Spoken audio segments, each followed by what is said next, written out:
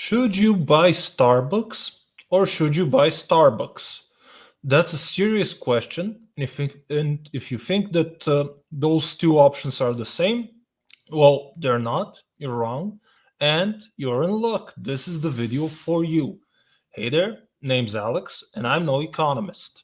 But I'm also not a barista at Starbucks. So, unfortunately, I'm sorry, I won't be offering you a coffee.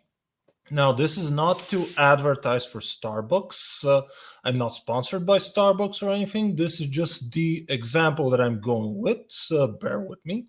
And I haven't even visited Starbucks in a while. Last time I went was probably years ago. Me and the princess wanted to go see what it's all about, and we weren't that impressed. But the reason I'm talking to you about Starbucks right now is that I recently came across a video comparing what would happen to someone who spends $5 on a Starbucks cup of coffee every day. Well, if you're someone like that who buys a Starbucks cup of coffee every day for $5, that's $5 a day, $35 a week, $150 a month, and I'll need to use my calculator because that would be no. One moment, boomer using a calculator.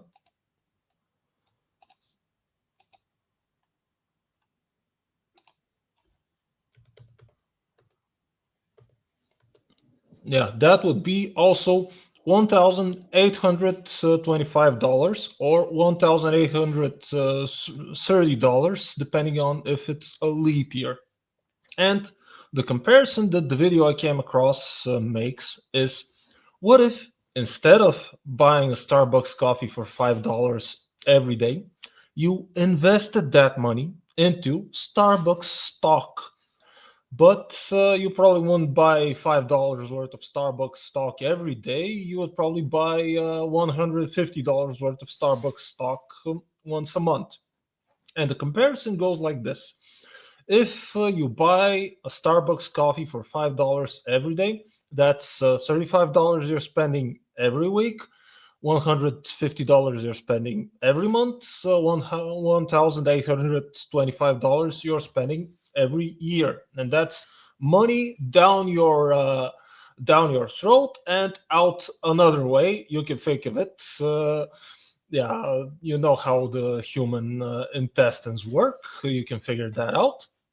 But rather, instead of that, if you were to invest that money into Starbucks stock, you won't just be losing $1,825 every year, but instead, you would be buying assets. You would be buying stock in Starbucks, which would have and hopefully retain or even increase in value annually or over a longer period of time, because $1,825 a year would be $18,250 in 10 years.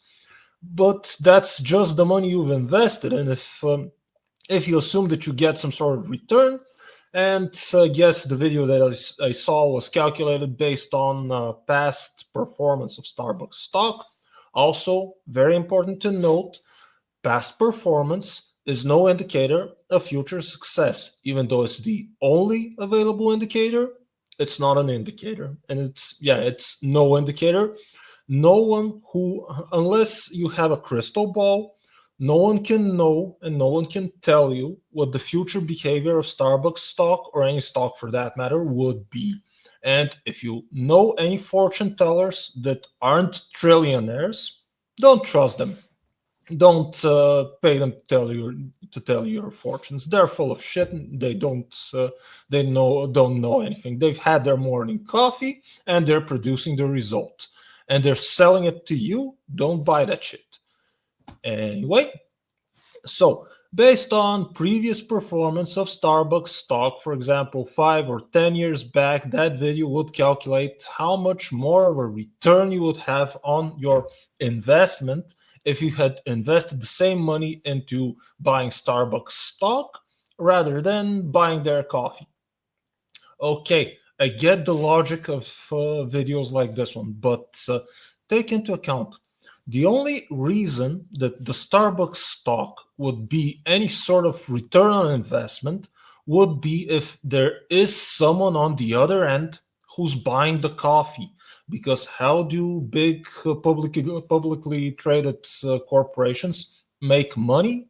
By selling their products and services. They have to have a user and a customer base to buy their products, so that once every quarter or once every 3 months, publicly traded companies will hold earnings calls for their investors and and the wider public to inform them how they've been doing over the past 3 months and let them know what the earnings are. And they'll be going over how much earnings they've made through sales, selling stuff like, for example, with Starbucks, coffee. And in order to have those sales and have those good earnings that the investors really like hearing the news about, and makes them open their wallets to add more of the company stocks into their portfolio, that the thing that investors like is hearing about revenues, earnings, how much the company has made, and that comes from the company selling its products or services, in the case of Starbucks, the coffee, to a customer. So not only does someone have to invest in a company, but also someone has to buy their products for the company to even be a good investment. A company that sells a lot of products and makes a lot of profit on selling a lot of products is a good company to invest in. Now, again, this is not advertising for Starbucks. I'm not sponsored by Starbucks. But if you like any company, if you use their products often or services and you're satisfied with them, take, for example, McDonald's. Let's say if you eat at McDonald's every day, I wouldn't suggest you do that. It's probably unhealthy. But also, if you like the product, maybe consider buying some of the stock of the company. Why not? That's just a good investment. If you like the product, if you like the company, then maybe other people also like it enough, and maybe that makes it a good investment. Anyway, that's all I had for this video. If you liked it, give it a thumbs up. Drop me a comment below telling me how I really can't pick stocks, and at the rate I'm going with my investment, I'm probably gonna have to start a job as a barista, selling selling coffee to people who are better investors than myself, most likely. And subscribe to the channel for more videos. Also, I think there is, and maybe you will notice, a marked improvement in the quality of the videos. And that's all I had for now. Thank you, and see you next time. Bye.